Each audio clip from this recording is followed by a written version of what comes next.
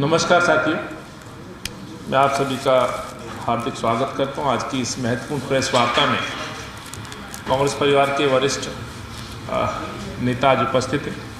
पूर्व केंद्रीय मंत्री आदरणीय कृष्णा तीरथ जी, आदरणीय श्री जयकिशन जी, आदरणीय वीर सिंह ढींगान साहब, हमारे मीडिया डिपार्टमेंट के चेयरमैन अनिल भारद्वाज जी, विक्रम लोहिया साहब। साथियों, जैसा मेरे साथी ने बताया कि जो आज की प्रेस वार्ता का जो विषय है वो दिल्ली के अंदर एक पिछड़ा समाज, दलित समाज, जो कि एमसीडी में एक बड़ा महत्वपूर्ण भूमिका निभाता है, चाहे शहर की देखरेख की बात हो या इस दलित और पिछड़े समाज के अधिकारों की हम बात करें।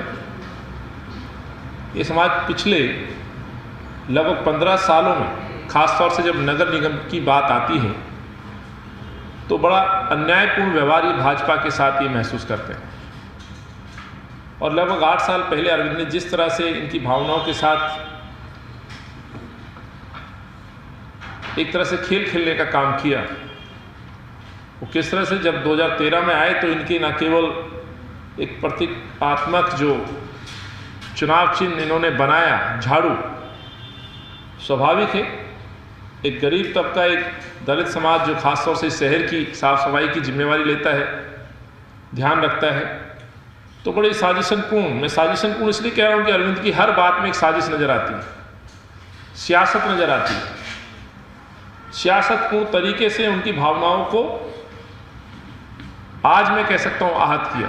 उस समय तो बड़ा ख्वाब दिखाया गया कि दलित समाज, खासतौर से वाल्मीकि समाज हो, रविदासी समाज हो या अन्य वो समाज जो दलित वर्ग में आते हैं, उनके लिए नए ख्वाब, नए सपने सजाए गए।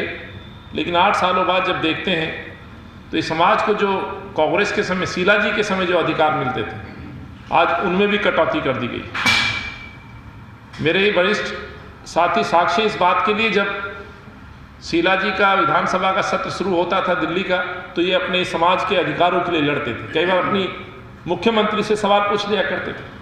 वीर सिंह ढींगान जी, आदरणीय जयकिशन जी और कृष्णा जी तो खुद मंत्री रहे।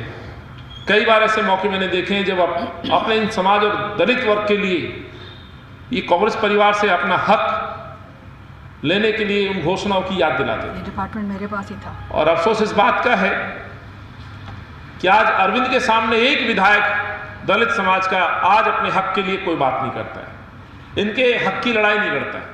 और यही कारण है जब कल मैंने बड़े विस्तार से आपके सामने दलित समाज के साथ हो रहे उत्पीड़न और उनकी जो अधिकार, उनके अधिकारों में जो कटौती की गई है, मैंने बड़े विस्तार से आपसे चर्चा की थी। मैंने चर्चा की थी एमसीडी में नौकरियों को लेकर के किए गए वादे पर वादा खिलाफी। मैंने चर्चा की थी जो एक बड़ा कदम था कांग्रेस पार्टी की तरफ से 2008 में शीला जी ने दलित बस्तियों के उत्थान के लिए जो एक विभाग बनाया, जिसमें एक मोटा बजट था, जिसको लगातार 50 करोड़ से शुरू होने वाला बजट लगभग 350 करोड़ की राशि इस समाज के कॉलोनियों, मोहल्लों को डेवलप करने के लिए आरक्षित शीला जी ने किया था। 70% तक उस पैसे को खर्च किया जाता था। ये एक हमारी अचीवमेंट थी।